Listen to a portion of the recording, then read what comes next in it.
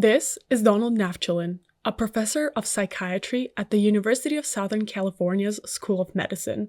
In 1970, he's about to make an entire room of psychiatrists, psychologists, social workers, and educators sit through an experiment without any of them knowing it. He's been with the American Association of Medical Colleges. He's written in Science, for those of you who have subscribed to that magazine, that journal. And he also has, I think, two publications, two books on the topic that he's going to address us with today, and that is behavioral games as it applies to physician learning. Dr. Myron Fox. Dr. Fox. The man Naftulin just introduced as Dr. Myron L. Fox was about to give the audience a 1-hour lecture on mathematical game theory as applied to physician education.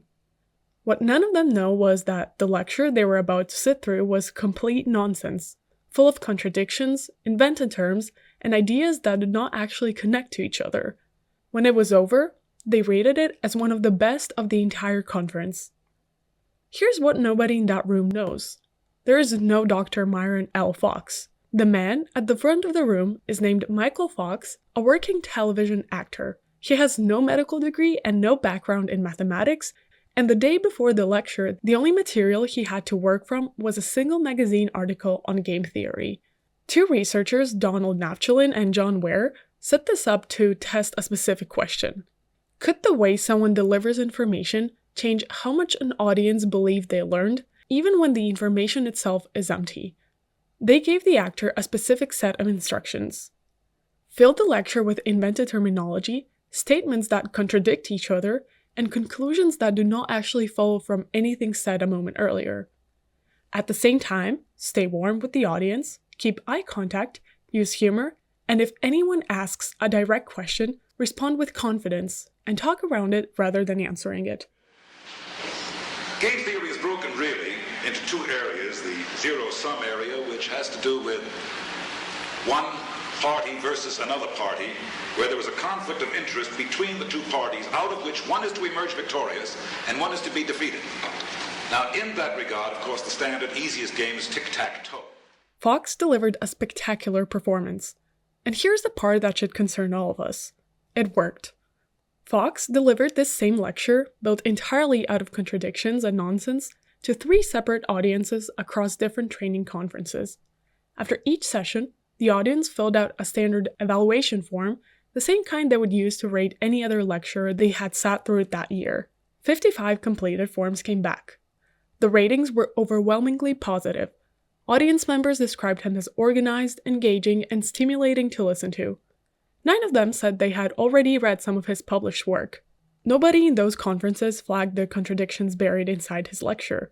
Nobody pointed out that the game theory he was describing did not actually function the way he claimed it did. His strategy of talking around direct questions worked every single time, in every single room. What makes this harder to explain away is exactly who was sitting in those seats. These were not first-year students still learning how to spot a weak argument. They were trained psychiatrists and psychologists, people whose entire profession depends on telling the difference between what is genuine and what is performance. And not one of them caught it. Naftulin, Ware, and a third researcher, Frank Donnelly, published the results in the Journal of Medical Education in 1973. They gave the pattern a name, calling it educational seduction. Their conclusion was direct. How satisfied an audience feels after a lecture says very little about whether they actually learned anything from it.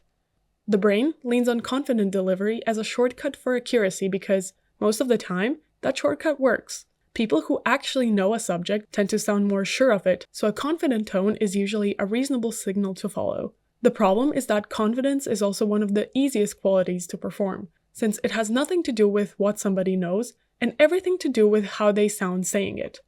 None of this means confident people are usually faking it. Most of the time, confidence and competence travel together. What the Dr. Fox effect points to is the gap between the two, and how easily a good delivery can paper over that gap. The next time someone sounds completely certain about something, the more useful question is not how sure they sound, it is what that certainty is actually built on. Thank you for watching, and if you liked this video, please subscribe.